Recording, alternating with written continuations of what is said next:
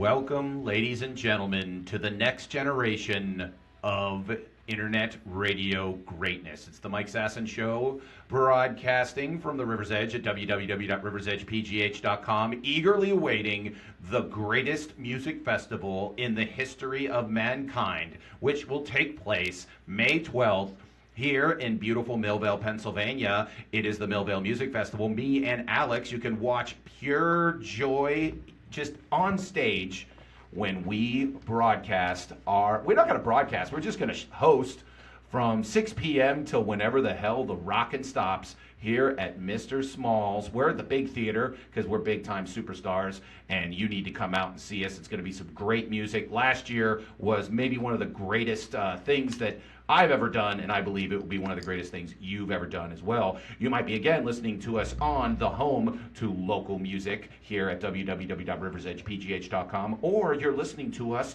on one of the several podcast formats, either Google Play, iTunes, or SoundCloud, or you're watching us live on Facebook or on YouTube, or you're listening to us on TuneIn Radio across the planet Earth. My name's Mike Sasson. I am your host for the next hour and a half of internet radio greatness. Today I'll be talking about a very unusual experience I had yesterday doing comedy, and we'll be discussing that. Also, my review of Cobra Kai, the retelling, or I don't know what I would call it, like the continuation. The reimagination. Of the Karate Kid story, so we'll be talking about that.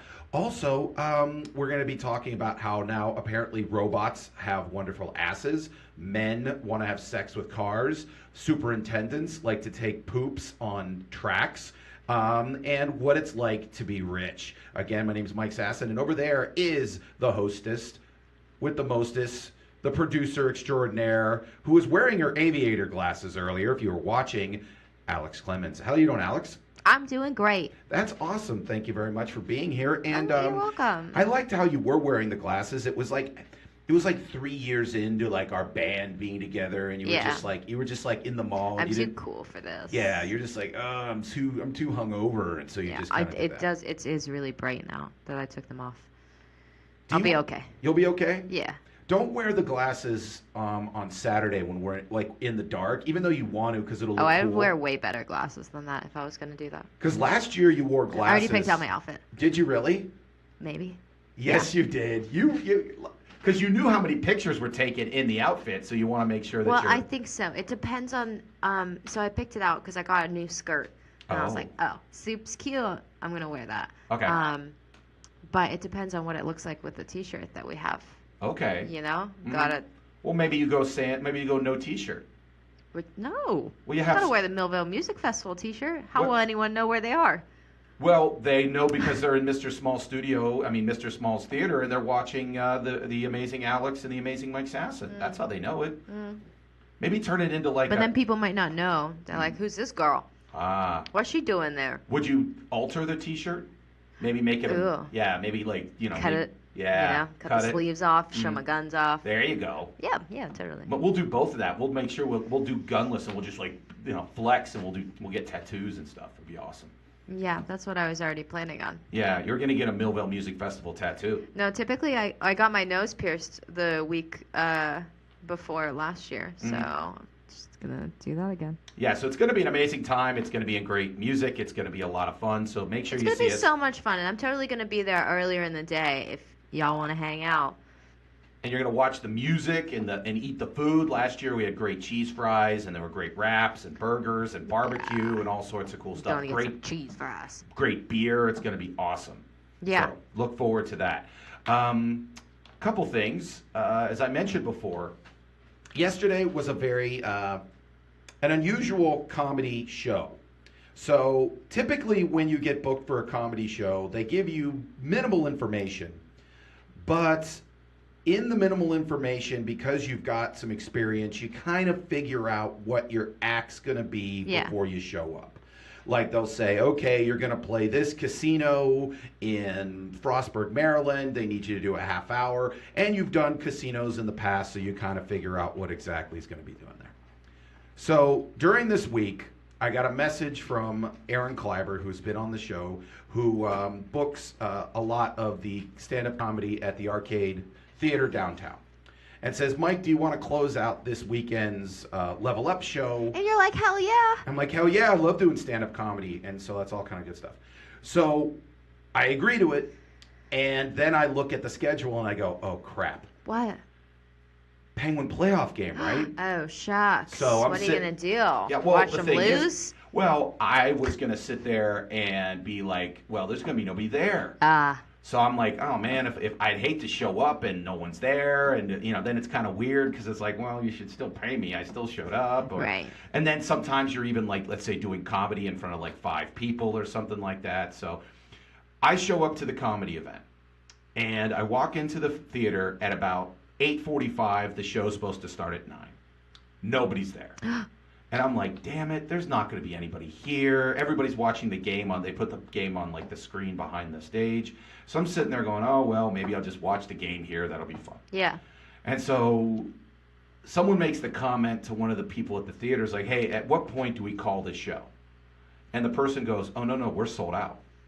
Ooh. And I'm like, wait, what? Okay, yeah, where are the people? Sold out indicates, people. There's people there. People would show up.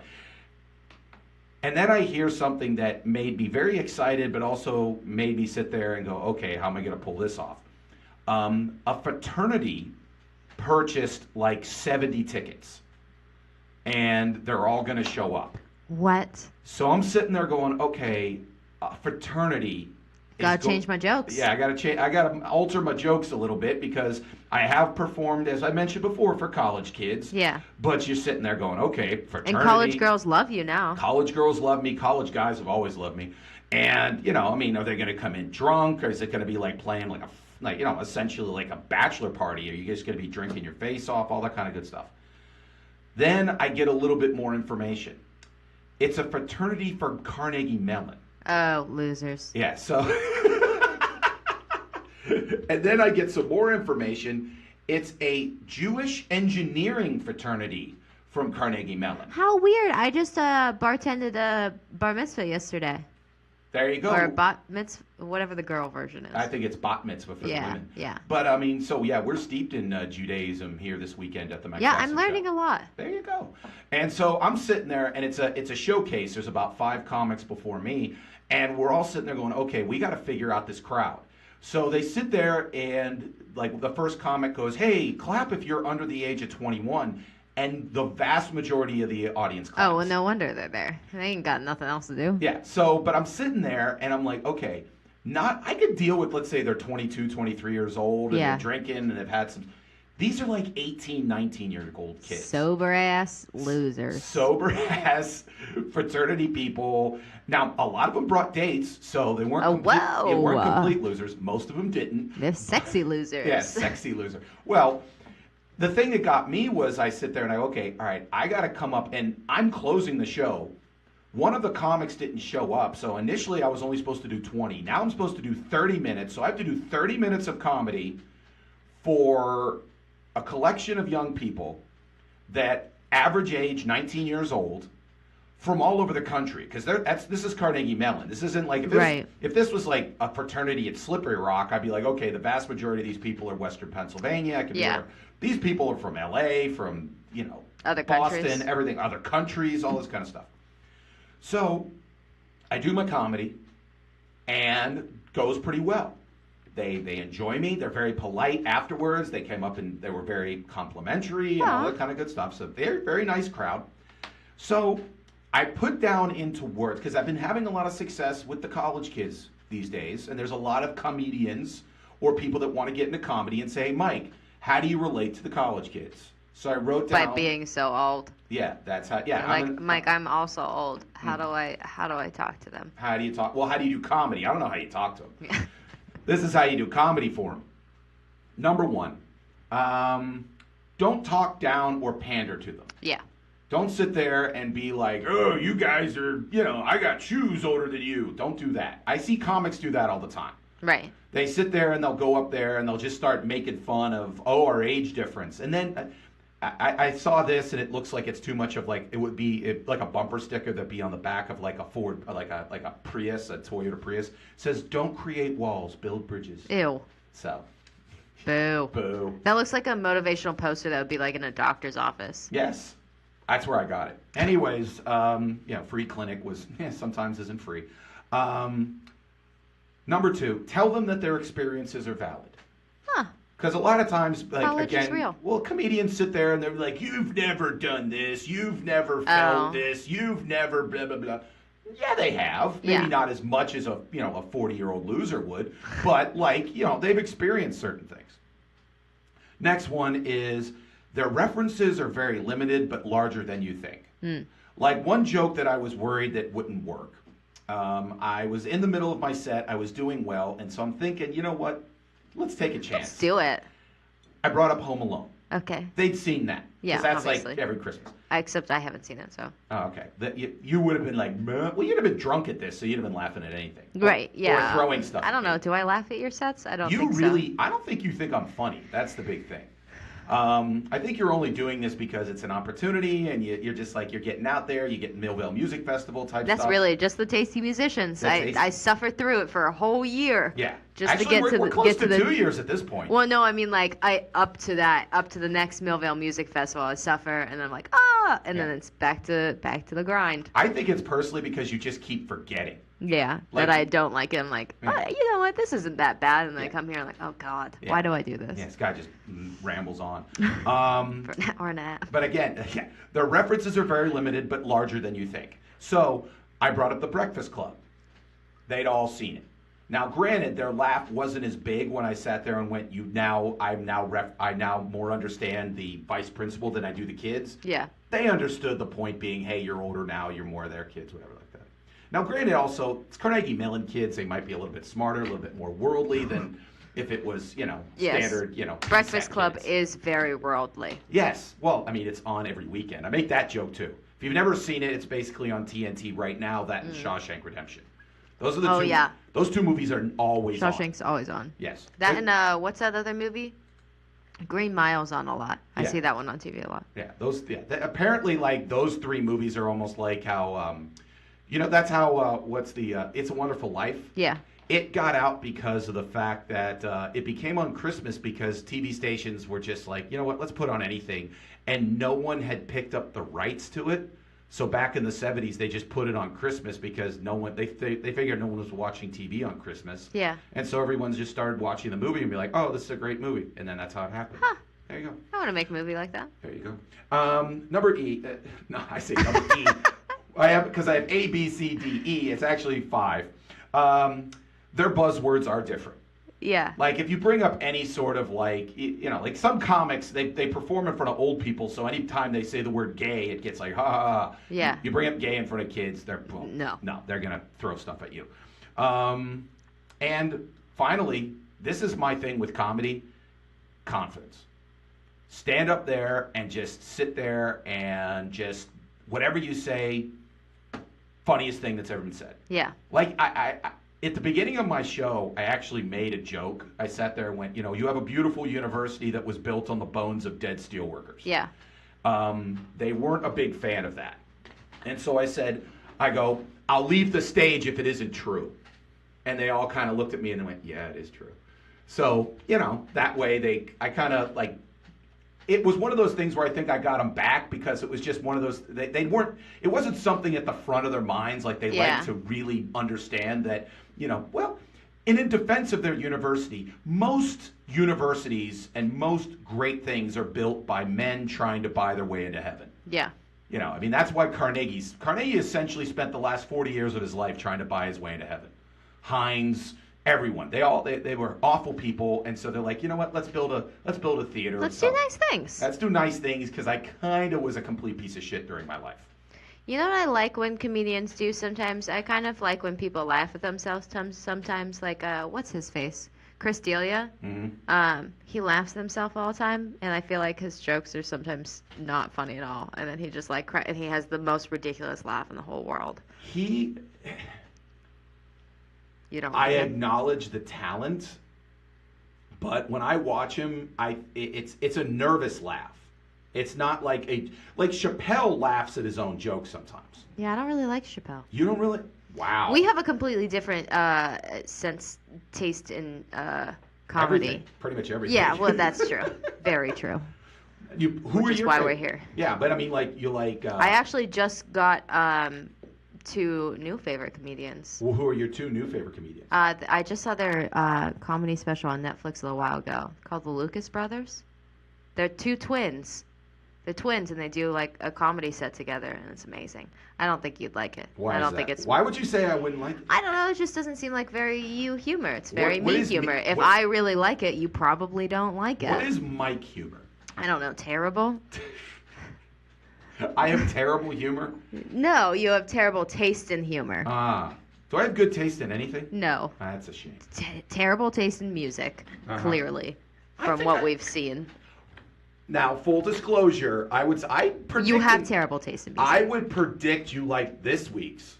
Yeah, I did. Okay, see, I knew that you'd like this week. But I mean, like, I've been in your car before, and that's when you know someone. That's Yeah. when you know their taste of music. Yeah. It's like what they will sit and listen to in their car. Yeah, I'm a big time rock fan. Although I hope that, like, right now I have a Taylor Swift CD in my car, and I've had it in there for a while.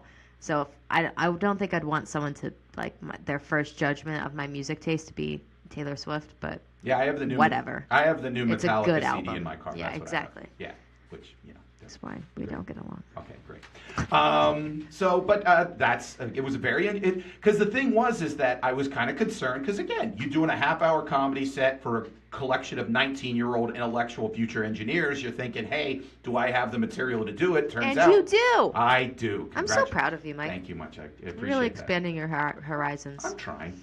Anyways, here's the next thing that was happening to me this week. A lot of build-up because a couple months ago there was a trailer for a TV show called Cobra Kai. Yeah. Which got a lot of views and a lot of people very interested because it was the continuation of the story of the Karate Kid only 30-something years later. Yeah. So now we pick up Johnny and the Ralph Macchio character, Danny LaRusso, now they're middle-aged, and Danny LaRusso's a success, and Johnny Lawrence is a failure, and all this kind of stuff. And so it seemed very interesting. Yeah. And this week I binge watched it because I was able to get it. And I'll be honest, one of the most interesting television concepts I had ever seen. Really? Because here's what they did, which I thought was very, very interesting. They took one of the most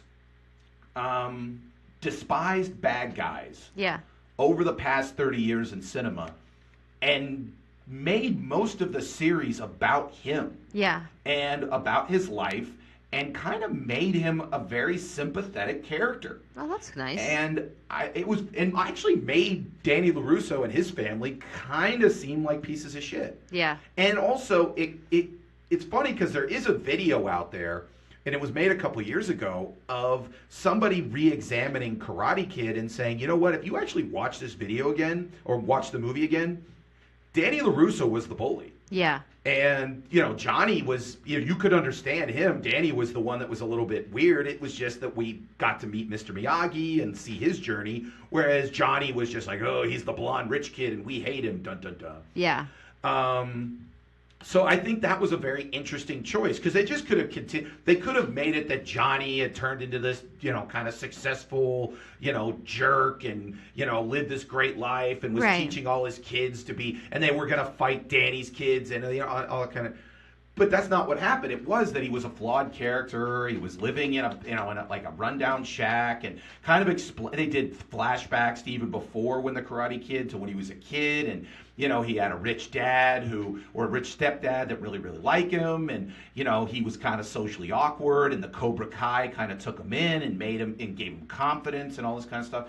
So, again, it was a very interesting concept to kind of really delve into a movie that has become very beloved. Like, when I have a bit about the Karate Kid in my set. Yeah. And the reason why I know I can do it is because it's a movie that everybody's seen and everyone knows enough to where you can kind of, play off of it. I know not you. Yeah. Because, again, I think during most of your childhood, you just sat didn't exist. Yeah, you just didn't really exist. I think you have seen it. Played outside.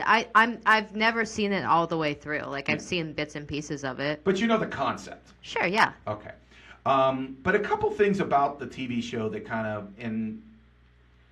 it really speaks to the fact that of how it is to be a guy in 2018. Yeah. Because I wrote down that, like, you have the Cobra Kai message, and the Cobra Kai message is strike hard, strike fast, no mercy. Mm-hmm. And so you sit there and you're like, ooh, that's evil. But the way that they kind of teach, like in the show, Johnny takes these kind of dorky kids and he gives them confidence and he sits there and goes, strike first. And so it's not start the fight, it's he makes it strike first, ask the girl out for the date. Strike first, if someone's messing with you, don't take it, go after it. Right, it's not necessarily always violence. Yeah. Well, even if it is, it's just like if someone's messing with you, don't wait for them to do something terrible to you. Right. Go with them. You know, and strike fast, same thing. You know, just if you're going to do it, do it. And then no mercy, his point would be is life shows you no mercy. When you get up and someone kicks you, you get up and you keep moving forward.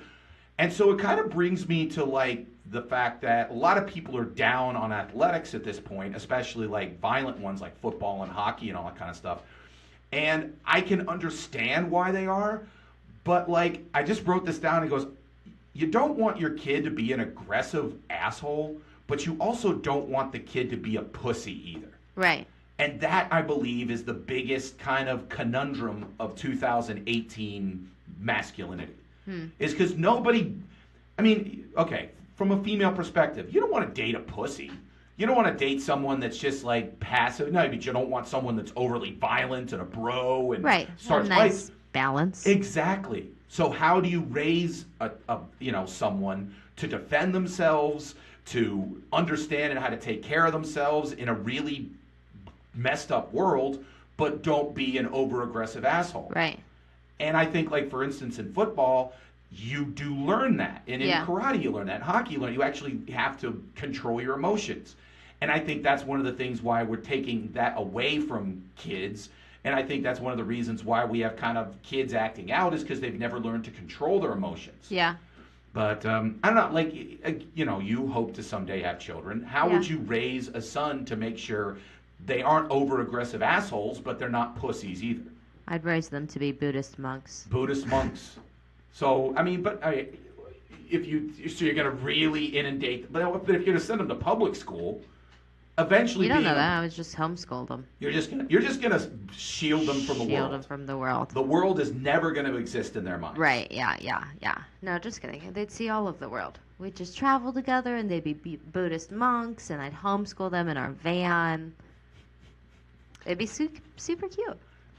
And I'll name them things like Moon and Sunshine. You bet your kids better never have your kids. You better have a ton of money, like, or they better have no interest in society in general. Why? Because if they're just gonna sit there and be like Buddhist monks and live in a van, if all of a sudden they have to go earn a living and go be in the world, and they're all Buddhist they know. monks. Okay, well, like, where do you go and make money as a Buddhist monk? You don't. You just can't. If you're like a monk, you go to a temple. You belong to a temple, Well, and who they pays for the rely temple's lights? on. It's just like a priest. Okay, but they gotta earn the dough. They gotta. The priests. You ever been to a Catholic church? They're constantly asking for money. Yeah, that's exactly what Buddhist temples do. Well, they then rely on the goodness of other people. Yeah, well, that's salesmanship, and you got to teach them how to be a salesman then. And then if you're gonna teach them to be a salesman, then they can't be a passive salesman. They gotta be, they gotta be a closer. I think they'll be okay. Because again, robes go to closers. You got to be able to close the deal, get that big time Richard Gere money. Because that's how they get that. They'll be okay. They'll be okay. All right. I don't know. We'll figure it out Sunshine later. and Moon. Sunshine and Moon. That'll be two of Alex's kids. And maybe you'll meet the man who will be the father of Sunshine and Moon today at the Millvale Music Festival. Not today. Maybe it's one of the members of Jimmy Eat World. I don't know. Probably. There you go. They're probably a little older by now. Yeah. They can still have children. Yeah. Well, hopefully. I don't Anyways, know how old they are. Who knows? Anyway, so it's the Mike Sasson Show. Remember, this Saturday, May 12th, at the Mr. Smalls Theater, you can see me and Alex hosting a lot of the Millvale Music Festival, but it goes on all day here in beautiful Millvale, Pennsylvania. But coming up next, we're going to have Alex's bar thoughts and experiences, plus my news segment, Great That Sucks, and my segment today is about the gym and working out. So you're not going to want to miss this. It's the Mike Sasson Show on the River's Edge at www.riversedgepgh.com. We'll be right back. Brian Crawford letting you know that Kevin Slogic, my State Farm agent in Allison Park, is here to help life go right and reminds you that you're listening to the River's Edge Radio Network. Go, it's Grain, come on! Go! God damn it, Brian, you need to calm down I'm with the road sick of rage. these people, these assholes. The road rage, man. You gotta calm down on the road rage. Well, I want to get to where we're going. We have a lot of great stuff coming up. We're going to Falling Water, Bicycle heaven. the Mattress Factory, Knob. Trundle Manor. All right, which way do I go? Which Uh, way do I go? Come on, right, come on. right. Too late now. Right, come on. Too late now. I got to keep going. I'm not going to sleep like some asshole. Oh, come on, man. All right, you're listening to the Culture Cruise. You can find us at riversedgepgh.com. Your local Pittsburgh area museum podcast. Yes, riversedgepgh.com, and come take a ride with us. Make sure you take a ride with us because it is the River's Edge at www.riversedgepgh.com. If we sound a little different today, it's because we have gone full boat into the 21st century with a brand new board. What is the board called, Alex? I don't know.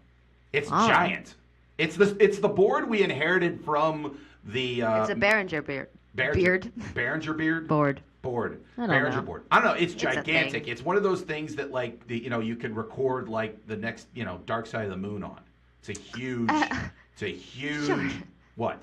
I don't know if it would be that good, but it might be. I have no idea how It's a good it is. professional board. I know how to use about 3 controls on it right now, and that's I was afraid to learn that. Yeah. I came in here and they're like, Alex, you gotta learn something new, and I was like, shit. Yeah.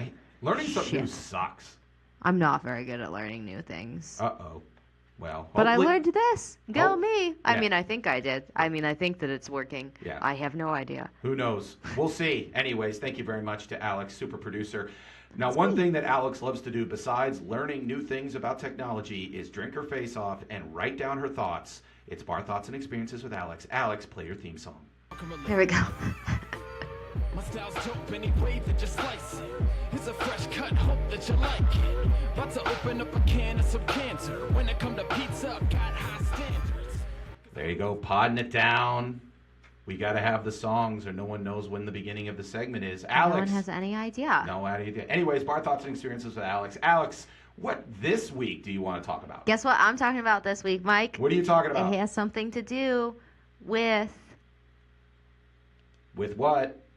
Saturday. Saturday, Millvale Music Festival. Guess what? It's going to be awesome. May 12th. You got to show up. It's going to be the greatest moment in anyone's lives. Go ahead, Alex. What about this weekend? Top 5 reasons why you should get your hands on a musician. Uh-oh. Those tasty musicians. Tasty musicians. I bet everyone's not just gonna hate me because they're like, she's just, You're just after Strange. You're after that strange musician D. I feel like they're gonna be like, she's just judging me on my body. She doesn't even care about my personality. Well, no. She's just calling me a tasty musician. I know. You don't even care about the music. Do you care about the music? I do. If a guy was an insanely good looking, but he was in a band and his band sucked, would that hurt his chances? Oh, no, not at all. Okay, so yeah. I've totally done that before. Yeah, you could. Have you? Well, You should have seen me in high school. Yeah, well. The good old days. The good I old had days. I used to follow around my friend's band, and they were not very good, but I was their biggest fan. You just sat there and you just stared at them as they just. What kind of music? It was like a little pop punk band. Oh, Jesus Christ. It was super cute. Yeah, super. They wanted to be Blink-182. And they sucked. They didn't. I mean, like they were good. They weren't good. They had one song that I loved. I have it on CD. Okay. In my car. What was it called? It's called Apple Pie. There you go. And it was like their first song that they ever did. Is it like Cherry Pie it brings from back Warren? No, it brings back memories though. Back in the day. But now you want some more cherry pie, apple pie dudes and this is why you should get your hands. I mean, because a lot of women will be like, Alex, musicians, They're hard to date, they're blah, blah, drug blah. addicts, they're bad people. Just have sex with them and leave them. Exactly. That's what the Michael Sasson Show is all about. Who are you? Just The Michael Sasson Show. That's the fancy guy next door. Yeah. We're the Mike Sasson Show. Yeah, that's the one out in L.A. The Mike Sasson Show credo is just have sex with them and never speak to them again. Go ahead, Alex. Is that number 4? Because as we've talked about in the last couple weeks, they're really good with their hands, and you need a man that's good with their hands. If they can strum a guitar, you know what else they can strum? Ha What? I don't know. Okay. This is just going to be a lot of those. A lot of innuendos. Yeah. There you go. They'll serenade you, Okay. or at least like play you music all the time, and you can just sit there and swoon over them. Now, I didn't think that was a real thing, but I'll Serenading or swooning? No. You've never had someone swoon over you? No. You don't know. Is that a real thing? It is a real thing, Mike. Do you realize how hard it is for a man who looks like me to get a woman to get interested? To swoon. It is. Like swooning and hard being interested are work. two completely Hard different work. things. Hard work. Constant. It's work. If I enjoy a woman's company, it essentially I have to put on a hard hat. Essentially it's time to go to work. A big old whistle goes off, and I have to just it's a grind. Anyways. So, I was watching an interview with Sting and his wife, and he wrote the song. You ever seen Everything She Does Is Magic? Yeah. Okay. He wrote, or at least said he wrote that about her. You should have seen her eyes when he said, she goes, oh, I was the girl. Everything she does is magic. That was me. 30 years later, she's completely still head over heels by the fact that Sting wrote that song. Even though I bet you $20 if you got Sting in a room, we'd be like, dude, did you write that song about her? She goes, I didn't write the song. But I mean, yeah, eventually you can maybe get a song written about you, depending on like how great of a person you are. Which I don't know why no one's ever written a song about me. But what if I mean, someone like, wrote a terrible song like "She's a bitch and I hate her and I hope she dies. Her name is Alex." So technically, like multiple people that I've known in my past have like, oh, like I wrote this song, like it reminds me of you, or something like but that. But what if it was like an evil song? Where it was I have just had people. One time when I was in high school, people were really angry with me, and they sang like a cover of this really, in the context, it was really mean towards me. Okay. So you have felt when like music has turned against you? Yeah. Okay. Yeah. So that's number 1.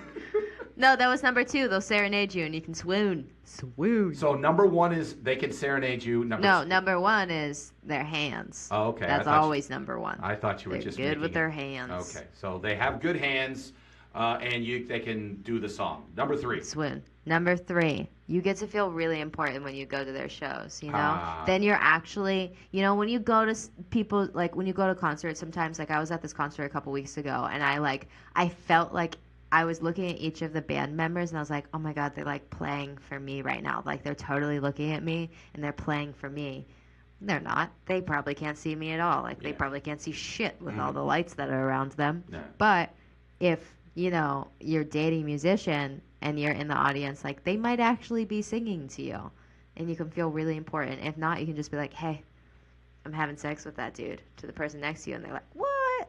And you're like, yeah. Is it the same with comedy? Because you've been with some comedians and you've gone to their shows. Is it the same thing? No. It isn't. Not at all. Not at all. Nope. You can be like, hey, see that guy who made that dick joke?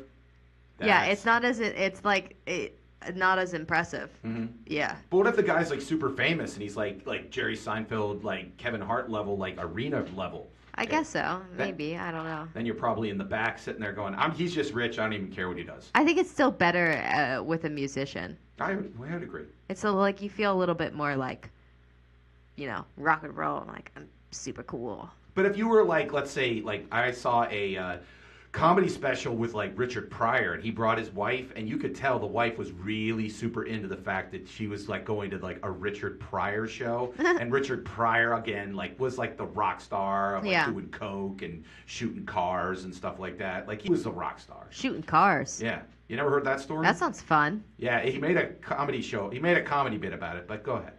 All right, number 4. They can have sex for hours. How's that? Fun fact for you. Okay. I found this on bustle.com. Okay. The stamina of a drummer is on par with that of top professional athletes. Ah. I didn't include it in this week's show because I thought it was kind of hacky, but guess what? Now that you brought it up. I'm so excited. There's actually a legitimate study that was not in Bustle that said that... That was legitimate. That is proof. No. That actually chubby men are better lovers because they last longer. We'll see. Yeah. I don't know. Big time lover right here, the big man. Get yourself a big man, ladies. Or a drummer. How about a big man drummer like John Bonham? He's dead currently, but I mean, like in his prime, he probably would like be a big time lover. Who knows? Maybe. Who knows? I'll find out. Yeah. Well, no, you won't because he's dead. No. Number 5. Somehow instruments and knowing how to play them just make you more attractive. Because that is science, and that's a fact. Yeah. You are more attractive if you can play an instrument. There you go. Unless it's like the clarinet.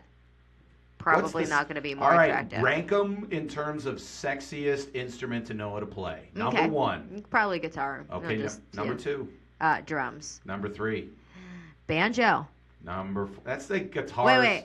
Okay. No, what was he playing? A little mandolin? How about sax?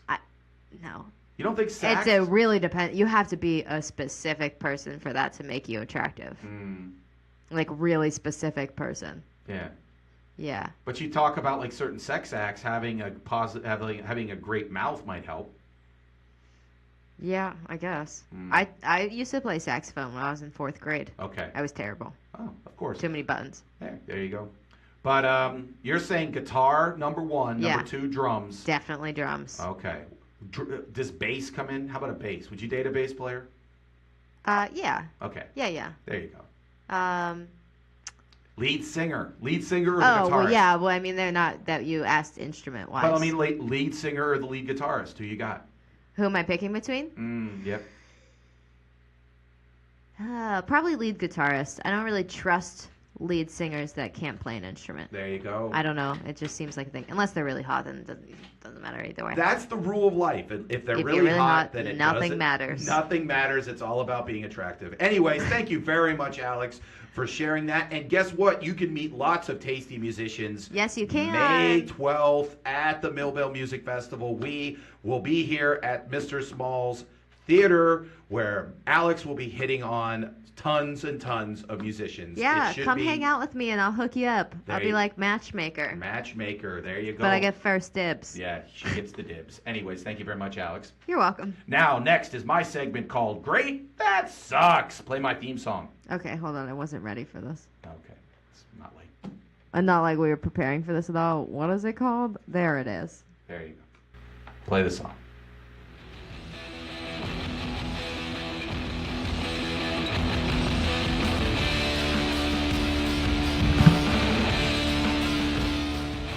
Again, this segment is essentially I take a subject, I tell you the 5 great things about it, and then the 5 crappy things about it. I was thinking about what I was going to do for today's show, and what I was doing today was I was at the gym.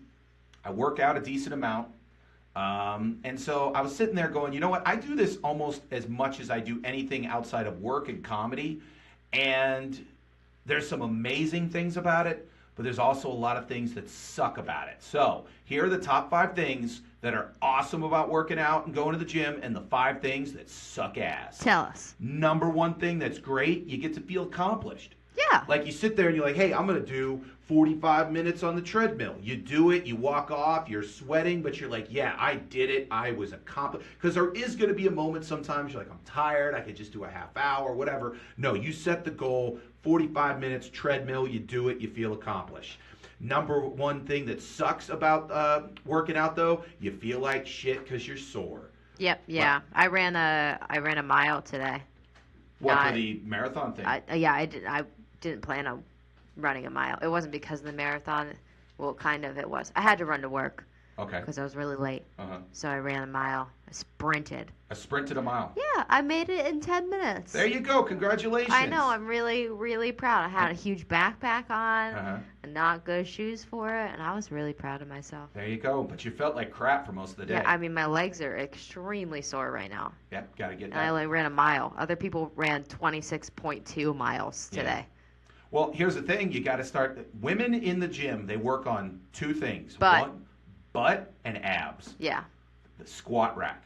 Yep. Speaking of that, another great thing about the gym, great asses in yoga pants. Mm-hmm. Love that.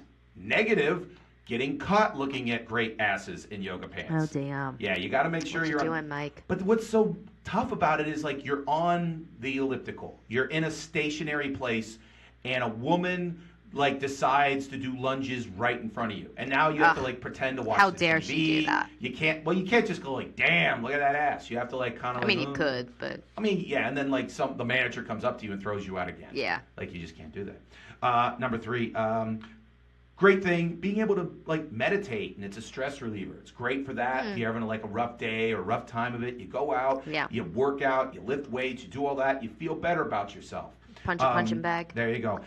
Number 3 thing that sucks about it is when someone takes your favorite piece of equipment, especially when they're ugly. Ew. Yeah, like Yeah, to me, if they were hard, it wouldn't matter. yeah, that's the thing.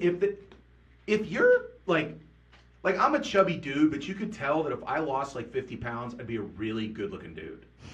Whereas you could see some people that if they lost the weight, they'd still be ugly. I Aw. think that someone should evaluate that and make sure they're not in front of me on the elliptical. Oh. That's just how it is. Number 2 thing that's great, or number 4 thing that's great, I haven't really figured out the numbering system here, Clearly. is being able to eat more. Like you can sit there and be like, hey, I'm going to burn 500 calories on this treadmill. That's a whopper. I'm good. Let's do it. Win. Victory. So you're just like balancing it out. Exactly. But the negative thing is realizing that if I just ate less, I could possibly avoid the whole working out thing. Yeah. But I don't. That's what I do. Yeah, I'm an idiot. You like drink and eat like a sailor. I don't eat. That doesn't make any sense. You- I I- drink like a sailor. Yeah. I and eat then you like- eat the chicken wings and the pizza and all that kind of stuff. Yeah, but I don't eat a lot of food. I eat small portions of food. And like one day a week, I'll eat a whole bunches of food. Yep. There you go. That won't work when you're 30. Anyway, so We'll see. Yeah, number 1 thing that's great about the gym, seeing the results. As I've mentioned on this show a couple times, I've lost probably over 100 pounds. You feel great when you look in the mirror and you're like, wow, this shirt, I used to be a 4X, now I'm a 1X, this is great, all that kind of good stuff. But the number 1 thing that sucks is I can still do fat jokes and no one's like, oh no, you're not fat. Like, no, you're still fat. Did you just do this segment so that people know that you go to the gym? It's a big part of my life. So Yeah. I wanted to I was trying to come up with, that's how you do comedy, fit. Alex. I You work try- out.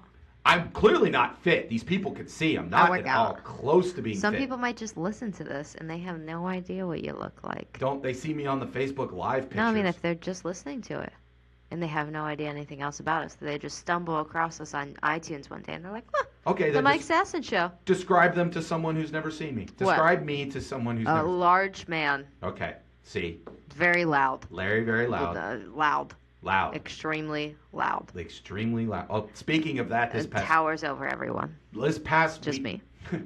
This past Thursday, I was at Hambones, and I go up there and I do my set, and I do it in 5 minutes. I say, thank you, good night, everybody. Good I go night. up, and Shannon comes up, Shannon Norman, who is the host, goes up to the mic and goes, this thing's not even on. Nope, it was a room full with 70 people. Nobody noticed that I was not Yeah, speaking that into makes the microphone. sense. And Mike then she- Sasson doesn't need a mic. And then she sat there and he goes, you even had reverb. How did that happen? Like your natural voice has like echo. How does that work? That's just because it bounces off all the walls because it's so loud. But I don't even like try to be loud. It's not like I sit there and I go, hey, time to be loud. I have a public speaking voice. I mean, I'm not like a TT fly like you who like, It's nice. People don't, people's eardrums don't blow out or anything whenever I talk to them. that's how it is. Mike Sasson, eardrums blow out. Something else that blows out is when we talk about teachers, it is Teacher of Merit. Play a theme song for Teacher of Merit. Will do. By the way, it was a shitty. That was a pretty terrible segue, but we'll treat it. Aren't they always? Yeah, I'm not good at segues. What's teacher emerit? Tell us, man. Teacher emerit is Thomas Tragliamini, Dr. Thomas Tragliamini out of New Jersey, which, by the way, Tragliamini, very New Jersey What the name. fuck kind of name is that? It's Italian. It's It's a very ridiculous. New Jersey name. He's scary looking. Yeah, he's a scary looking guy. Well, here's the problem. At Homedale High School, they were noticing that someone was taking giant dumps near the football field and the track. And so after like a week of this, they said, you know what, we got to stake out and see who the hell is taking giant dumps around the track. And it was actually the superintendent of a neighboring school district. It was Dr. Thomas Tragliamini. They caught him taking giant dumps around the track. But like, why? They haven't figured it out. Here's my theory. He lives near there. He ran around the track. He figures, hey, every day I got to take a dump because, like, when you do work out a lot, like me, Alex, when you're moving around, sometimes you're Gotta take a dump. You gotta take a dump. Now, he should probably have tried to maybe, I don't know, go into a porta potty or something like that. But he's just like, nope, got to do it right on the football field. Or here's my other theory: they have a really nice football field, and he's kind of pissed that they did. So he went to jail for this? Yeah, he's not. He lost his job. $150,000 a year job as the superintendent. For of an shit in places. Yeah, you can't just take giant dumps and not That like. seems a little ridiculous, though. That you would go to jail for that? Yeah, you can't take giant dumps in public places and not I'm tell supporting anybody. him.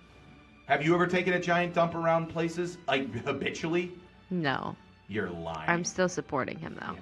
But okay, someone. All Not right. his face, though. He's scary looking. Let's I thought say- he was like a murderer. He looks like a murderer. Okay, he was murdering that. I guess he also kind of looks like a serial pooper, but Yeah. Okay.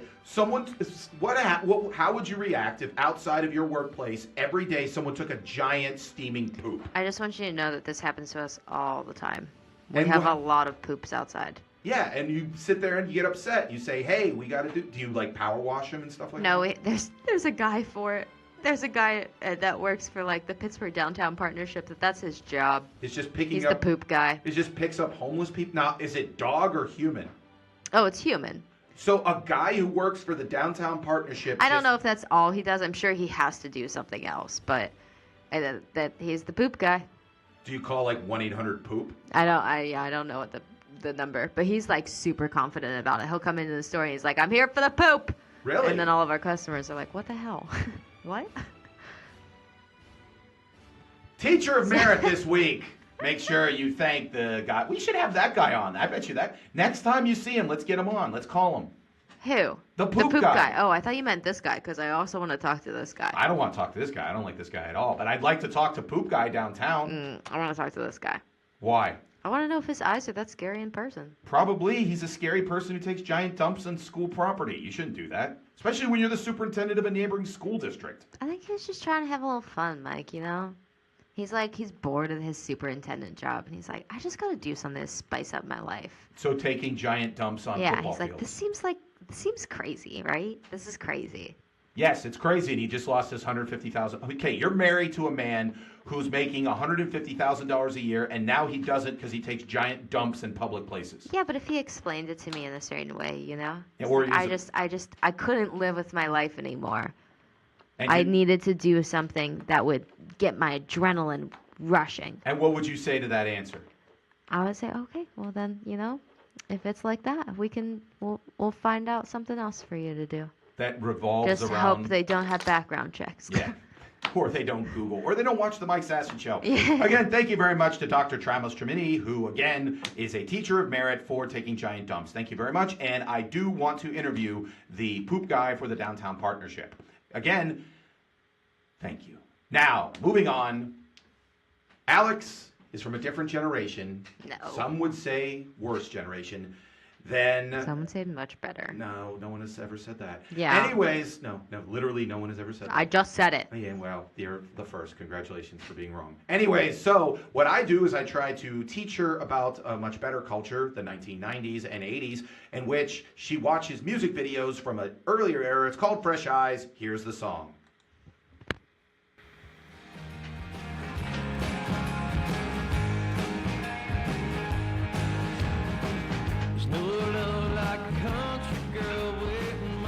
one positive thing about this new board and the music not coming in as loud as I don't have to hear that song. No, That's a terrible song. it's not. And you can't tell me that you're teaching me about the 90s. I did grow up in, that time period. But every one of these videos, have you seen today's videos? I don't watch music videos very often. Exactly. You're not from the cool generation of MTV when you watch music videos. I mean, I had MTV and music videos. Yeah. It's not like that didn't exist when I was a child. Yeah, well, I know. Who knows? Anyway, so today we discuss Dr. Dre, who is the third richest hip-hop artist in the world. He's worth close to $750 million.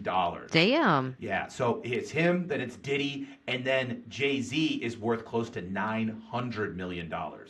So, kids, make sure you make those mixtapes. Anyways, so he's originally part of NWA. He is one of the most, if not the most successful producers in the history of hip-hop. He's the guy who discovered Eminem, 50 Cent. He's just unbelievable in terms of his ability to scour talent and create wonderful things. Helped bring Snoop Dogg to the forefront. And that is what we watch today. Those original videos from, two were from his seminal album that created just the early 90s were just, the soundtrack was The Chronic. Anybody who grew up in high school in the early 90s listened to The Chronic in their car while they were listening. And so I had Alex watch a couple of these videos. First video that I had her watch was Ain't Nothing But a G Thing. Alex, first and foremost, had you ever seen these videos? I think I've seen parts of this video, but I haven't seen the other ones. Okay, so Nothing But a G Thing. What did you think of said video? Little baby Snoop. Little baby Snoop, a lot different So than cute. Yeah, he was maybe like 20 years old at the time. Yeah, he was so adorable and tiny. Do you know who he went to school with? No. Cameron Diaz. Him and Cameron Like Diaz were in the same grade. Oh, same grade. Yeah, they both went to high school at Long Beach Poly, and which is a gigantic high school in California. Yeah. Now, the reason why I know it as a football fan is they are one of the biggest producers of Division I talent in the country. Yeah. Yeah, Snoop and Cameron Diaz in the same school at the same time. Imagine that. There you go. Well, yeah, and it's Snoop. That's like they have like a big wall of fame at their high school. Yeah, and they have like 10 pro football players in the NFL right now. I think actually maybe Juju Smith-Schuster, I believe, went to that school as Really? well. So yeah, a lot of big time. Cutie Juju. There you go. So first video, you said you've seen a little bit of it. First noticed little Snoop. What else did Little you baby notice? Snoop. It looks like the most chill day ever. Like, I want to have this day every day of my life. They're like riding around little old cars and having a good old like cookout with all their friends. They're all dancing around. They're like, oh, it's so nice outside. And then they go and they, go and dance. They got a fridge full of 40s, which is definitely the most G thing that ever has existed. A fridge full of 40s. A fridge full of 40s. Which is I want. I honestly, I want one of. If I like have a house by myself, I'm gonna get a whole fridge just for my 40s. And it has to be an old fridge. Like Yeah. that wasn't Oh, a yeah. new. It was an old school like 1950s. Like the one fridge. that you have in your basement. Yeah. Yeah. And this fridge was amazing. When I saw this video as a kid, it really made living in like South Central and Compton like it must be the most amazing place in the world. Yeah, it really does look like that, and you're like, oh, shit's not that bad. Yeah, that looks like fun. This is incredible. Just hanging out with your bros all Going day. to a cookout and everyone has nice cars and there's Yeah, pretty and girls. like everyone hangs out with each other. Like everyone's just together, and they're Yeah. all like dancing and having a good time. Now, a couple things about the video that struck me that I know in 2018 they would not have allowed. What's that? Two things that were kind of anti-women. One Oh yeah, totally. is they pulled the girl's bikini top off. Yeah. And everyone's laughing and laughing and laughing.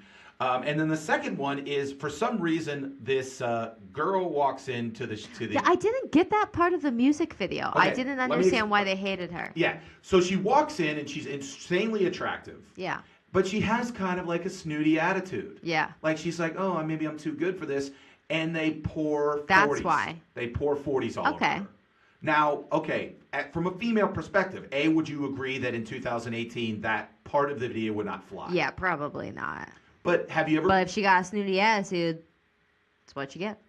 Don't Now, be let- snooty, especially around 40s. Yeah, so let me ask you a question. Have you ever been to a party where, first off, have you ever been to a party this good? I thought you were going to say, have you ever been to a party? Yeah. Yes, I have. I have not been to one this good. At least what seems like it would be this good. See, that's one thing about, like, have you ever seen the movie Animal House? Yeah. Okay. The parties in Animal House, I always said, me and my brothers always talk, they look very much like college parties. They're Yeah. not, like, unrealistic. Yeah. These parties look completely unreal. Like, these are perfect, like, holy shit, 300 people there. Everyone's having fun. But it's like Everyone's these people dancing are in not unison. even like, they're not like, this is the best party I've ever been to. They're it's like, this is this every just- fucking weekend. This is This is is my life. Saturday. Yeah, this is Saturday with the Maybe not guys. even Saturday. It might be just every day. Yeah, It's every our day. We just It's our have life. cookouts and all that kind of stuff. Yeah. Now, in terms of, you said before earlier in the show that you were a big fan of this bit. You're a big fan of this. Like this isn't like when I made you watch Van Halen. Right. Like, Yeah. you It's actually definitely like this different. stuff. Yeah. What, Especially Snoop. I love Snoop. well, let me ask you. I think personally the reason why is because I think that we are still in the hip hop generation. So this stuff, which I think is one of the seminal, like you liked Run DMC and Beastie Boys. Yeah. So this doesn't seem as dated, even though if I showed like, a Guns N' Roses video, which would be around the same time, this doesn't look as dated as that stuff. Yeah. So because, and also Dr. Dre and Snoop are still around, whereas obviously the rest of the stuff, they're kind of just, they just, it's not something that young people listen to. Yeah. It's like, I feel like now, like if, like things have definitely changed in like the hip hop genre, but I feel like if someone put out a song that sounded exactly like this, like everyone would still be very into it. If you were at a party and you put on Ain't Nothing But a G Thing, Yeah. would people still start buying Yeah, them? absolutely. Okay, so the second one was Dre Day. Yeah. Which was, and it's weird to now watch it, especially after the movie Straight Outta Compton, so you kind of have a better context of why Oh, I he was haven't a little seen that bit, movie. in the movie, essentially, Eazy-E. Don't ruin it for me. I want to ruin the end, but Okay. they put together this group. Right. Eazy-E was the money because he was an actual drug dealer, and like because of that, and it's like everything else in music. If you're the person that owns the rights and you're the person who put the money up, then it's your band and you can do what you want with it. Yeah. Which is why eventually Ice Cube and Dr. Dre leave because they're like, hey, we want more money. And he's like, well, it's my band. I put up the money. And they're like, we'll see ya. And so that's why this video was Okay. really That makes a going lot more sense. Yeah, then, really going after I was Eazy-E. confused about it. And then they also made fun of Luther Campbell from Two Live Crew. And actually, if you listen, he actually did make fun of Ice Cube, but they got back together and were like, hey, can we be cool? And they're like, yeah. So they never actually showed anybody being Ice Cube in the video, so nobody kind of made fun of him. Huh. Because, and so in watching this movie, now, again, you didn't even know about the whole Eazy-E beef and everything like that. What did you think about this video? I was pretty confused by it. And I was like, I don't really get how this all plays in together. And then it's like, I felt like this with the last like two videos is that like there was a storyline there, but it didn't all quite connect as much as I wanted it to. And there was like so much dancing and stuff in between that you're like, wait, what's happening? Like, stop dancing. What's happening here? So that's how I felt. But now knowing that the whole point of the video is that Eazy-E was this kind of, in his mind, a shady character who didn't take the money and all, who took their money and all that kind of stuff, does it now make more sense to you? Definitely makes more sense. I still don't know if I like the video. Now the song though, because I like it's very, the song, yeah. very violent. I mean, he's basically saying, "I'm going to kill you, and you're a piece of shit, and you stole them from me, and stuff like that." Snoop also says, "Play with my bone," and Yes. I loved it. And then Dr. Dre says, "Booyah," which if you said that now, everyone would think you're a loser. But he created the booyah. Yeah. Like that. And it was amazing. It went perfectly in the song. But like, if someone said "Booyah" in a song today, like, could you imagine that? Of course, it would be very dated. It'd be Yeah. like raising the roof. Yeah. You know someone, even I, at my advanced age, when someone raises the roof, that's like an immediate sign that you're like, okay, You're old as fuck. You're old as fuck. Because I still see it. Like, if you go to the middle school dance, there's Yeah. like some 50-year-old woman who's like, I'm raising the roof. Yeah, that's what like the old DJ says to everyone. Yeah. And you're just like, really should look into something else. Yeah, but I like the "play with my bone" part. I think that was my favorite part of this whole That's one song. of the genius parts of Dr. Dre and why he's just a great producer. He's a solid rapper. Yeah. But Snoop is incredible. Yeah. And so he's just like, well, okay, you're essentially it's my song, it's my everything, but it'd be like if you're like, okay, yeah, Robert Plant's a better singer than me, so I'm just gonna have him sing Right. on my song. Yeah. And that's what he did, Yeah. which I thought was incredible. Because there was actually an interview Jay-Z did with David Letterman recently, and he talked about different rappers, and he brought up Snoop immediately, and he's just like, that guy's cadence. He's one of those guys, at least to Jay-Z's perspectives, that could say anything, but the way his voice is, it just sounds great. Yeah, and like totally very mellow Yes. to me. Yeah. He's definitely, he's somehow become the weed guy. Yeah. Like, that's why him and Wiz Khalifa had to do a movie together, is because, like, okay, it's the 90s weed guy and the current weed guy Right. got together and had a weed movie. Yeah. Because in that movie, Snoop Dogg, who is older than me, played a high school senior. Yeah. And everyone was so high, no one noticed. Yeah. That's totally fine. There you go. And then the third video is Keep Their Head Rigging. Yeah. Which is from the movie soundtrack to Friday, which, again, was actually written by Ice Cube, so Really? it shows that Oh, they had yeah, kind of gotten back together. Okay. That makes more sense. Should really know these things. Well, at least Wikipedia the video. Or Yeah, I guess I should start doing that. I Would mean, you- that makes sense because they play like some of it in the something. Yeah. in the music video. Before I had told this, what did you think was going on? I was a little confused about it. This was definitely my least favorite song and video. I think because it's super repetitive, and I'm not a huge fan of repetitiveness. But yeah, I was like, oh, everyone just liked their music so much that all the air traffic controllers stopped caring, and then they stole a plane. That's what it seemed like. One of the things about, especially rap videos at that time, kind of took the mantra of what rock videos were in the 80s. Like, most rock videos in the 80s were either A, performance-based, B, life is hard on the road, or C, squares don't get us, screw them, we're going to do what we want to do. Right. And this, they kind of took that whole thing of like, hey, we don't care what we're going to do. We're going to steal a plane because we're just like that super badass. And everyone's just like, but our music's so rad and all that kind of shit. See, the reason I wasn't a fan of the last two videos is because in my mind, when I'm like listening to these songs and like this type of music, like I have such an awesome image in my head. Like basically like the first video. Like that's pretty much what I'm picturing in my head. They're just like hanging out, having a good old time, like doing whatever the hell they want. Dancing, drinking 40s, fridge full of 40s. That's what I'm picturing in my head, And then when there's like a music video that's like this, I'm like, it kind of ruins it. Yeah. Sometimes the video actually does, which is why a lot of bands early on, like for instance Metallica, until their fourth album, did not do music videos. That makes sense. Because they sat there when someone could have a theory of what this song means, and I don't want to take it with them. And then Pearl Jam did videos for their first album and a half, and then stopped. Yeah. Because they were the same way. They were like, hey, whatever mental image they have in there, I'm not going to change it for them. It is really tough because, like, on one side you want the music to speak for itself, but also there's multiple songs that I know that, like, I like way more because of the music video. Let me ask you this question. You were confused about the last two videos. Yeah. A quick Wikipedia search might have made it that you weren't confused. Yes. Do you, like, when I get confused about something, I try to unconfuse myself? Oh, I don't. You just sit there and go, well, I guess I just don't know that. Yep. Well, you know what? It has its benefits and its negatives. But guess what? You know what doesn't have benefits or negatives? This song and this show. It's the greatest in the history of the internet, which is why it's the Mike Sasson Show. We're going to take a quick break, and when we come back, we're going to do news and notes where we're going to be talking about how my family is desperately trying to bring sheets to Los Angeles. Again, you're listening to www.riversedgepgh.com. Again, May 12th, the Millvale Music Festival. You should see it. It's going to be awesome. Mike Sasson Show. Be right back. The Double L Bar, Grant Avenue, Millvale, Pennsylvania, reminding you that you're listening to the River's Edge Radio Network.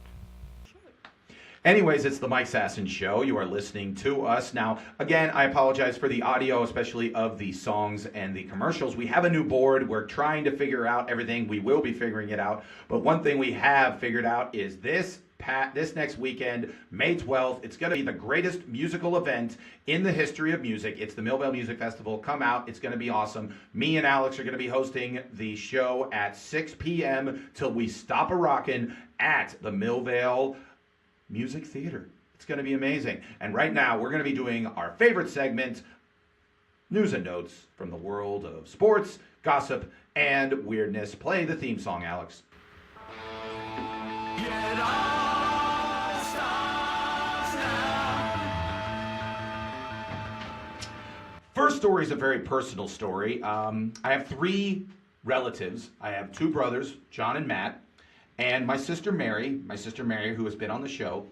They love it out in Los Angeles. They live out there. They're doing comedy out there in La La Land. But one thing they miss about Western Pennsylvania is Sheetz and MTOs. They love Sheetz, they love MTOs, and so they've had this campaign where they've gone on Twitter and they've been tagging rich Western Pennsylvania people trying to get money to get someone to build a Sheetz in Los Angeles. Now, this past week, Sheetz finally responded. I'm so excited. So my sister posts on her Twitter, "I won't rest till @Mark Cuban loans me the money to build a Sheetz in Los Angeles." Sheetz then responds, "Not sure that will happen even if you get the loan." My sister Mary responds, "You don't want to come to Los Angeles?" Sheetz then responds, "It's not that we don't, it's that we can't." What does that mean? Then the next thing is, "Don't leave us hanging @Sheetz. Why can't you come to LA? You will make all the money. I want my MTOs." Then Sheetz responds, and by the way, Sheetz is tagging my sister, my brother, and Mark Cuban this whole time. Says, "Not sure if West Coast is ready for Sheetz." Then she sits there and my sister Mary goes, again, tagging Sheetz, Matthew Sasson, and Mark Cuban, "We are. Quit toying with us." And then Sheetz goes, "We are sorry." We're so sorry, sad crying face. Yeah. Now, but the thing is, the reason why is because their distribution network doesn't go that far. They don't go past probably, I think, parts of West Virginia. But I still can't believe a city of that size has no, like, MTO kind of... Because one of the greatest things ever is when you walked into a Sheetz for the first time and you realized you could have, like, almost borderline any food ever. You have a burger with mozzarella sticks on it, which I had a couple weeks ago. On a touchscreen. Yeah. Those are great. Why is it with that much wealth, no one has thought of that yet? I don't know. They don't have anything like that. Apparently, no. Huh. And the other thing about it is, like, they're even talking about, Sheetz is talking about expanding into, like, Washington, D.C. and New York City and not even doing the gas tanks. Just doing a store where you walk in, you can get a soda and do MTOs. Oh, damn. Like, they're talking about... Changing the game. They're talking about doing it in, like, high traffic areas like Times Square. Well. Could you imagine, like, a Times Square at, like, 3 in the morning to all those drunk New Yorkers? They could walk in and get burgers with mozzarella sticks on them. That sounds incredible. Well, again, they would literally become the biggest corporation in the world. Yeah. But yet they don't want to go to Los Angeles. And Mark Cuban didn't even get involved. Mark Cuban's supposed to be A, big-time Pittsburgher, B, big-time into business ideas. Why doesn't Mark Cuban just start like Cubans and just basically just do MTOs in Los Angeles? We will keep you posted. Another thing that we'll keep you posted on is the National Football League draft. It happened this past, about a week ago. And the reason why I bring it up is not because we're going to do any review or anything like that. I just saw this story, and it just pointed out the fact that NFL people who are drafting a lot of times make decisions based upon stuff that has nothing to do with actual football. Like what? So, someone interviewed one of the head player development and scouts for the new Cleveland Browns, the Alonzo Highsmith. That's what his name is. Alonzo Highsmith used to play running back for the Miami Hurricanes. And he was talking about Josh Rosen. And Josh Rosen was a first-round draft pick out of UCLA. And he told this story about what made him not want to draft Josh Rosen. So he said he was in the airport, and he's walking by, and he sees the UCLA women's volleyball team. Okay. He goes up to one of the coaches and says, "Hey, can I ask you a question? Tell me what you think about Josh Rosen." The coach goes, "Well, if you don't want to ask me, you should talk to his girlfriend. She's right there." He then goes, "I have all I need to know," and walks away. And he goes, "That was a giant red flag for me." What? Exactly. He had an opportunity to actually talk to the man's girlfriend, and apparently because of the way the coach said, "Hey, you should talk to his girlfriend, he's right there," he viewed that as a giant red flag. Because apparently he was thinking that he should have been like, "Oh, Josh Rosen, greatest guy in the history of the world." But maybe the coach was just like, "Hey, if you really want to know the guy, his girlfriend's right there." Yeah. Again. Like, yeah, she definitely knows more about him than I do. Yeah, I'm just a coach. I don't really get into these people's You're personal not even a lives. coach for him, Yeah, right? exactly. Which brings up that NFL coaches are really freaking morons. So another thing that came up is someone interviewed and was talking about like certain things about his personality and all this other kind of good stuff. So someone said, "I'm trying to find it. I'm trying to find it." I was hoping they would stay, basing the Arizona Cardinals, with Lamar Jackson, but I don't have a problem with what they did. Exec said, "Everyone recognizes the talent of Rosen, but he's not their top guy because nobody likes him." Aw. And here's why they say nobody likes him. He Why? goes, Byron Leftwich, the new quarterback coach of the Arizona Cardinals, says, "In about a week, we'll probably want to take a poke at him." An insider continued, "He's from fucking D.C., and he ain't having a cake eater walk in and act like an asshole." What does that mean? More or less, NFL coaches don't like the fact that he's a rich kid. Because his dad is a doctor. His mom actually comes from a very wealthy family. His great-great-grandfather started the Wharton School at the University of Pennsylvania. And so people think he has too many ideas and he's too smart, and eventually he'll quit because he's not going to be committed to football and all this other kind of stuff. That seems kind of stupid. It's totally Very stupid. judgy. Because, yeah, it's very judgy because guess what? Peyton Manning's dad was Archie Manning, an NFL quarterback, so he was rich. Yeah. Tom Brady's dad was an insurance executive in San Francisco. He was rich. So guess what? Sometimes rich kids can actually be pretty good football players. Yeah. One time when I was in college, we recruited a guy who had tattoos and a bald head to play offensive line.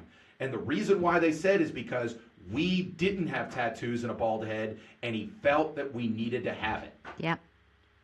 Again, sometimes football coaches aren't the brightest people in the world. So, again, I actually want Josh Rosen to do well because of stupidity like this. I agree. Yeah, I mean, and by the way, Cleveland, you picked a horrible person. Because they also were like, another person liked Josh Allen because he goes, yeah, he took his visit in sneakers and sweats, whereas Baker Mayfield, who went first to the Browns, came in designer jeans. Why does that matter? Exactly. Shouldn't it just matter how they play football? Watch the film. But no one seems to like that. Now, these guys are now going to be super rich, but not billionaire rich, which I thought was interesting. Is I've always had this idea of like, you know, what's it like to have like billions of dollars and spend and all this kind of stuff. Well, someone did the mathematical formula and figured out actually what doing normal stuff is money-wise to a person who is worth $2 billion a year. Yeah. Like someone who has that kind of money. So someone did a chart, and the chart is, I think, pretty interesting. It goes, dinner for two at Masa in New York City. It looks like they have like a piece of fish there, so it looks like a sushi place. To a normal person that makes approximately $60,000 a year, that is a little over $1,100. To a guy who's worth $2 billion a year, that's like spending 88 cents. That's so ridiculous. I love it. A trip to Bali for a guy that's worth $2 billion a year would be like you and me spending $1.11. A little bit more. 1 week at a suite at the Bellagio in Las Vegas, $2.48. So to a guy who's worth, and this isn't even Bill Gates. This is just somebody that's worth $2 billion. To a guy worth $2 billion, spending a week in Las Vegas in a big-time suite would be like you or me spending $2.48. The craziest thing to me is like the fact that a new fully loaded Range Rover is more expensive than a private jet rental. Yeah, private jet rentals. Well, I mean, a fully loaded is $104,000, and you can get this is here round trip cross country flight. So if you're taking a trip in a big time luxury plane from New York to LA and then LA to New York back, it costs $90,000. That would be like, for a billionaire, that's like spending $66.42. It's crazy. Which brings me to a point of like, I understand that we all hope to be rich someday. Yeah. But if you have that kind of money, how are you not like building like, homeless shelters throughout the country? Right. If If this going is the cross down country, payment yeah. on a $3.5 million mansion in Malibu is like spending what, $500? Yes. So that's a shit ton of money. Yes. You could build amazing things. You could build a beautiful home. You could build a beautiful like homeless shelter in every major city in the country and it not affect your life whatsoever. Yeah, it wouldn't even probably cost that much. Yes. So guess what? If you're rich and you're not doing that, you're going to hell. Anyway, so I just thought that was weird. Anyways, moving on. You're on the Tinder, or you were on the Tinder. You're on the Tinder. Well, guess who's getting into the dating app game? Facebook. Woo. Facebook, which a lot of people have said has been a dating app pretty much since the moment go because you were supposed to put down that you were single. It's a creeping app. Yeah, it's a we'll creeping call app. It that. Well, now what's happening is in the corner of your profile picture, you can choose, you just press it, and you can set up a dating profile on Facebook. I don't know how I feel about this. Well, let me tell you more about it, and let me see if you get creepy or whatever. So, their point is, it's not a hookup app. It's for deep... Boo. Yeah. I'm already out. Yeah, you're already out. It's not for strange. By the way, they say it won't even work unless you set your thing to single. So if you say in a relationship or marriage... Facebook don't allow cheating? Yeah, you won't even allow to do it. Huh. This is for... So now, are they back now? No. Okay. Anyway, so the big thing is they want you to... Because Facebook knows more about you than anybody on the planet Earth, what they're trying to do is they're going to sit there and say, hey, we know your likes and dislikes, everything that you've liked for years. Here are some events where you can meet people that like the same stuff. So instead of having to figure out like, hey, I like this type of music, or I like this type of sports team, or I like this. If you move to, let's say, New York, and you want to find someone that has the same likes as you and all that kind of stuff, they'll already match you up. They'll say, okay, here are the people, because we already know everything about you. Plus, if you want to meet people that, let's say you say, hey, Alex loves tacos. Well, they're going to notify you that say, hey, guess what? There's a meetup of the New York Taco Festival. Yeah. And you can go and and then you can find other dudes that also love tacos that are going to be at the taco festival. I don't know, Mike. Tell me your misgivings. I just think it's, I think it's fun when you get to find out those things about people, and then you get to have those, those trials. Like, oh, well, maybe we have nothing in common. Sorry, bye. That was one of the things, they actually made fun of it on Stephen Colbert this week. They sat there and they said, there was a mock ad for Tinder. Yeah. And they had the people showing up to a Facebook date in which they were like, and they're like, grew up in San Antonio. Yeah. And I love this. And it's like, if you're already Facebook friends, you almost know everything about them already. That's the thing. That was my main question with this, is that how much of your Facebook and these people see when they're looking at you, and how do you even, I don't understand really how this works. What do you mean? Like, do you set up a dating profile. It's completely different from your news feed on your Facebook. Can people see that I set up this dating profile? No. Only people who are also doing the dating profile. Okay. So like your friends on Facebook, like your grandma who's on Facebook won't be able to see it. Okay. But they're going to take the information from the Facebook to be able to kind of help you out. How much information is that person seeing, though? Well, are they going to see a picture of me from like 8th grade? Theoretically, they could. I mean, you're going to put your pictures. Right. But if they know it's out, now they're going to only use your first name. But theoretically, again, if they in the dating profile, it's like Alex, and then your thing is like, I just moved here from Pittsburgh. We've all done that where you've gone on a social media and be like, Alex from Pittsburgh, and you kind of look through all the Alexes. Listen, if people and can boom. find me from Tinder now, there's that, they would absolutely be able to find me. But on the other hand, someone says if you're really looking for someone that has like the same interest as you, I think one thing that this will eliminate is the ability to lie. Like everyone always sits that's there. the fun part. Yeah, but always everyone sits there and says like, "Oh, I like this and I like that," and Facebook's like, "No, you don't. We know everything you've liked for the last 8 years. You don't like puppies and mountain climbing. You've never been. You like tacos, McDonald's, and the Steelers." I feel like there's still a lot of stuff on Facebook though that I don't actually like.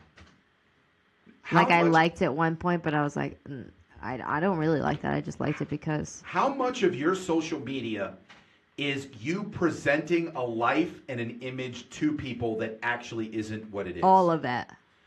I don't do anything that's on my social media. It's all fake. I will be completely honest. If you look at my Instagram, I would say a good 75% of the people that I follow on Instagram, I only follow because I want people who look at it to think of what type of person I am. Like if I follow a lot of models, like you follow a lot of bearded dudes and stuff like that. Oh, yeah. I follow a lot of models, and if I feel like one of the models is someone I should follow, like I follow like some like bigger models, like big like girl models, I'm like, oh, okay, I follow you because if someone looks at it, then they know that I'm a nice guy. Or I follow this band. Well, that's the other thing. I don't typically look at who people follow. I had one time a friend of mine looked through all of the people that I follow on Twitter. Yeah. And messaged me and said, "Hey, Mike, you follow blah, blah, blah. That's weird. I never knew that about you." Dick. And so then I had to like unfollow like 20 people or 20 things. Because they was like judging me about what I don't like that person. Yeah. I think I'm gonna I'll set up a profile on this thing and see how it works. Is it like available to use yet? I don't know. They just literally released it this past week. So what'll probably happen is they'll release it within the next couple weeks. It'll be really flawed, and then they'll try to fix it over time. That's the funnest time to use something, though, is when it is flawed. Yeah. And it's like, oh, it actually shows where you live and, what your security code is to your house. Oh, my God. Yeah. Then all that kind of weird stuff happens. Anyways, so that's Facebook. Now, one of the things that people are kind of getting upset with, especially because of Lovin', is DJ Khaled. DJ Khaled? Or whatever his name is. Anyways, so they unearthed an interview from 2014 in which he admits on a radio interview show that he does not go down on his wife. But he expects that women should go down on him because he is the king, he is the Don in his mind, and so he feels that is okay. Now, I really love the picture that they use for this. He's just like, word up, I'm a king. From your perspective, if you were going out with a guy, let's say you're going out with one of those tasty musicians, and he sits there and goes, "I expect oral pleasure, Alex, but just understand, I don't do that." Yeah, I don't think I'd really care that much. You'd just be like, whatever, that's what it is. Yeah, it wouldn't affect me, I don't think. Unless they were like expecting that every day, then no. He expects to be orally satisfied at much as he wants, but he never will go down there. Yeah. I think fine. that'd be an issue. Oh. If a woman said, I want oral pleasure at all times, unless you were like really into it, and then like I never get it in return, I'd get a little PO'd after a while. Now, if you're in the initial like honeymoon phase of like, oh, you're perfect and everything. Yeah. But like after a while, you'd be like, you know what? My boy needs some loving. What are you talking about? Like again, initial whatever. I'm talking like lifetime. Lifetime, yeah, wouldn't bother me. You're saying if you never get it from your husband, you will be just like, whatever, who cares? Just fine. I'll go about my life. Wow. Yeah. That brings up a lot of questions about how men have performed down there in the past. Does it? Yeah, because you're just like, I'm not really that interested in it kind of deal. Well, I don't know. Just makes me self-conscious. It's too much. See, I think that brings up a point to where maybe you need to start loving, because there's like classes about that. I'm fine. I've done really great up to this point in my life. Like people they have women take mirrors down there and show it and make sure that they love their private parts. Oh, I'm not saying I don't love my private parts. But what if your man doesn't love your private parts as much as you feel they should? Well, why? I feel like they love them, Mm-hmm. just in different ways. You know, Mike. Yeah. Well, DJ Khalid might be then your guy. DJ Khaled. Yeah. Who cares? I don't care. He's fat. Hope he dies. We the best. Anyways, something else where we're always on the cusp of fashion. There's a new trend in jeans called thong jeans. A new stupid trend? Did you mean? I don't know. You take a look at them. Yeah, they're pretty stupid. Pretty stupid. What's the even point of making these? How much do you think you would pay for something? Or How much do they cost? How much do they cost? I'd say $350. They're actually $168. Oh, ooh. So a lot less than you thought. That's a bargain. A bargain but it's less than jeans. This is the stupidest thing that I've ever seen in my life. Would you ever consider wearing these? No, absolutely not. Why just don't wear pants at all? Why what does that matter? Why are you doing that? Well, everything's hanging out. Just don't wear pants. Would you sit there and say that, like, if you went out and you saw a girl wearing that, would you just be like, I'd punch her probably. you'd get Like, violent what are with her? you doing? I think, Why are you doing this? Who told you to do this? to me, I just imagine in, like, on the South Side or in New York or LA, there'd be just some girl that would want to wear this for the exact reason that we're both talking about her, and she's kind of strutting, and she's like, yeah, I got a nice butt, I work out all day. Yeah, and then kinda she deal. gets punched in the face. Would you legitimately get violent with someone who did this? Yeah. Okay. I would just feel that she would be someone that just so aches for attention Yeah. that it would be like, that's a warning She sign. needs a swift punch in the face. Would you offer that as a like a service for men? Like, hey, I can't do anything for my woman, but I think that she would improve her attitude if she got a swift punch in the face. Probably not. I've never punched anyone, so I probably just shouldn't offer that as a service unless I like take some boxing lessons. Have you ever been in a fight? No, Really? Never been in a fight? I'm a very, despite everything that I just said, I'm a very nonviolent person. Really? Yeah, because you're raising Buddhist monks earlier. And no one's ever really tried to fight me. Well, sometimes just you get into a scrape, someone tries to pull your hair or something like that. You gotta lay down the law. No one's done that to Really? me. Yeah, someone threatened to fight me once, Mm-hmm. in high school. That never happened. Even if it did, I probably just would have laughed and then walked away. There you go. I've only yelled at anyone like once in my life.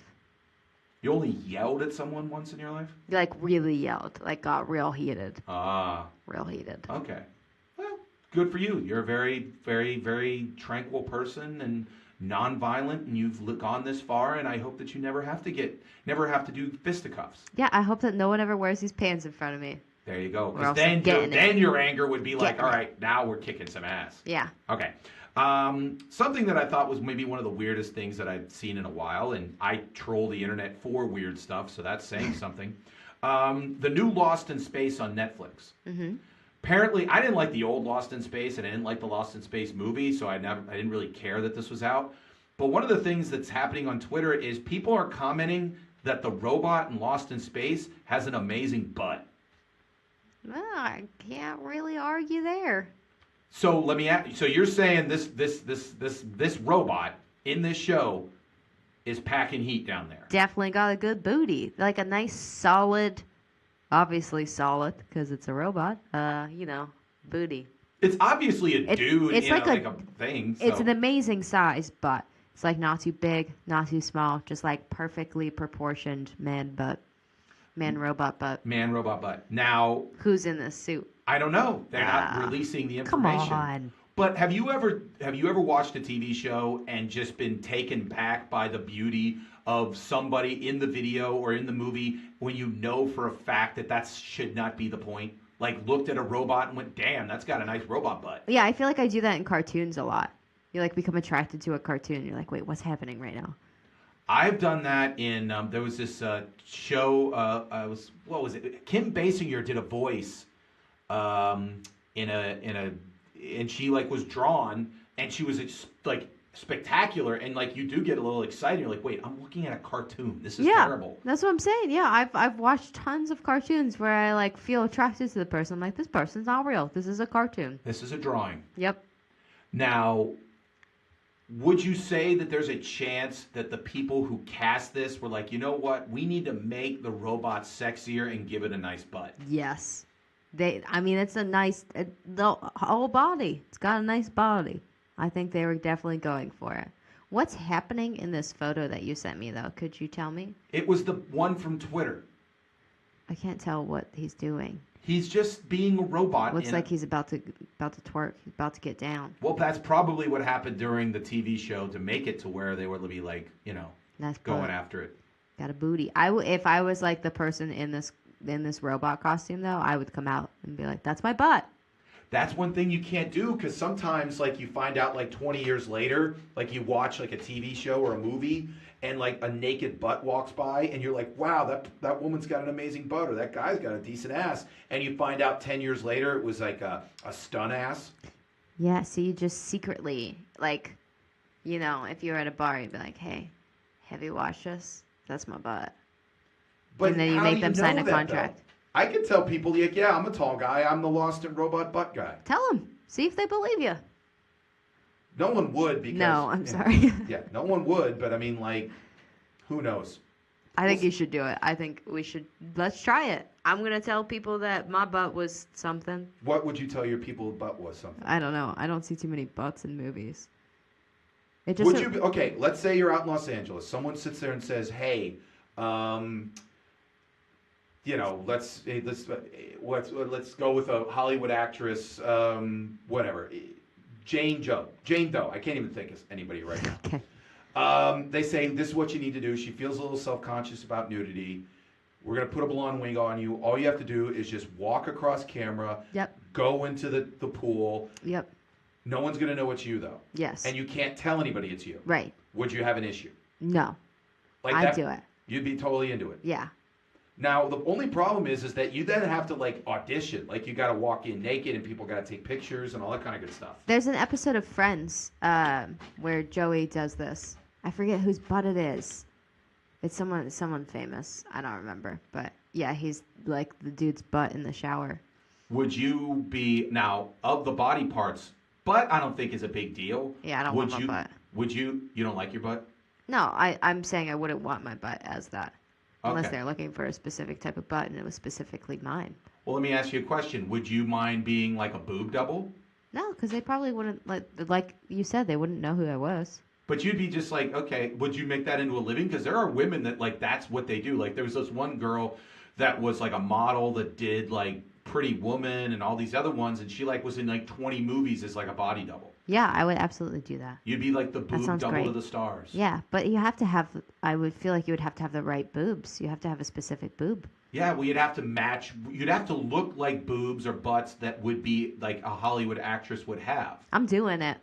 You're just going to put your boobs out Got there a and new be like... career path. And just be like, don't show the face, but you sit there and say, hey, if anybody wants these to be Jennifer Lawrence's boobs, I'm up for it. Yes. What if you were specifically, like, every time Jennifer Lawrence wanted to be naked in a movie, it was like, okay, that's I really Alex's wish I boobs. could do that, though. Like, on my Tinder profile, it just says, like, Jennifer Lawrence's boobs. You could tell That people. me. Yeah, no, you can even tell people that. Like you just said with the robot butt with me, you could tell people that you're Jennifer Lawrence's boobs in movies. That's true. I'm going to do it. I'll put it on my Tinder profile. There you go. I have to remember to change it. There you go. Maybe I'll put that on my Facebook dating profile. It all works together. Thank you very much, Alex. That was an amazing news and notes. Now, closing out because we don't have comments because we're not broadcasting live on Facebook because the internet is being stupid. This is the end of the show. But that means we're going to give you more opportunity to plead with you. Not plead with you, to help you. Plead. May 12th. Millvale Music Festival. It's going to be the greatest show in the history of mankind. It's going to be an amazing day. The best day that has possibly ever existed. Alex has already picked out what she's wearing. Hell yeah. And I'm And- going to, tattoo my whole face before then. What up? She's going to just, and here's the thing. Might get a new piercing. She's Who knows? looked at it. Is there a chance there might be some new hair? Oh, no, I'm not changing my hair before Saturday. Really? Look at this gorgeous orange mess. Okay. Orange mess. If you like orange mess, there you go.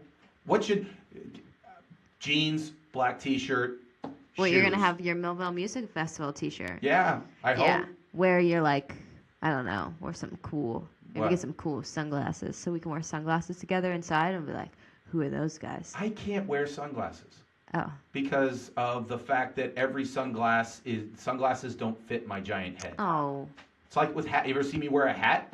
no. Because no hat fits me. Yeah, you definitely look weird with a hat, I think. Like when they had to special order my helmet when I played football. Aw, Like they're like, we need. little baby Mike. You have seriously. I'm just a giant, booger of a human being. Booger? Just a giant melon. Oh, my mom's not gonna watch the show now. Why? That's her least favorite word. Really? Yeah. I apologize. Luckily, you said at the end of the show. Sure, I apologize. But no, seriously, I have just a giant melon. I have a very abnormally sized head. It So came when out people that say, way. Mike, you're getting a big head, I'm like, already's happened. Anyways, thank you very much to everyone. Keep listening, keep enjoying it. And again, May 12th, come, Mr. Small's Theater, 6 p.m. Watch me and Alex. And actually show up at like 11 o'clock. Watch all the other great bands, Get some bars, good everything. food. Amazing food, cheese fries, pizza, beer. It's an outdoor festival that will change your life. My name's Mike Sasson. This is the Mike Sasson Show. Keep listening to all the bands you're going to be hearing at the Millvale Music Festival at www.riversedgepgh.com. Again, thank you to producer extraordinaire Alex Clemens. We'll be here next Sunday when we recap the Millvale Music Festival. Oh my God, it's gonna be amazing. It's going to be so cool. It's going to change people's lives. Are you done now? No. Anyways, or Alex, you can see the musician she's going to try to hook up Tasty. with. Tasty. Anyways, be there or be square. It's Mike Sasson Show. Bye.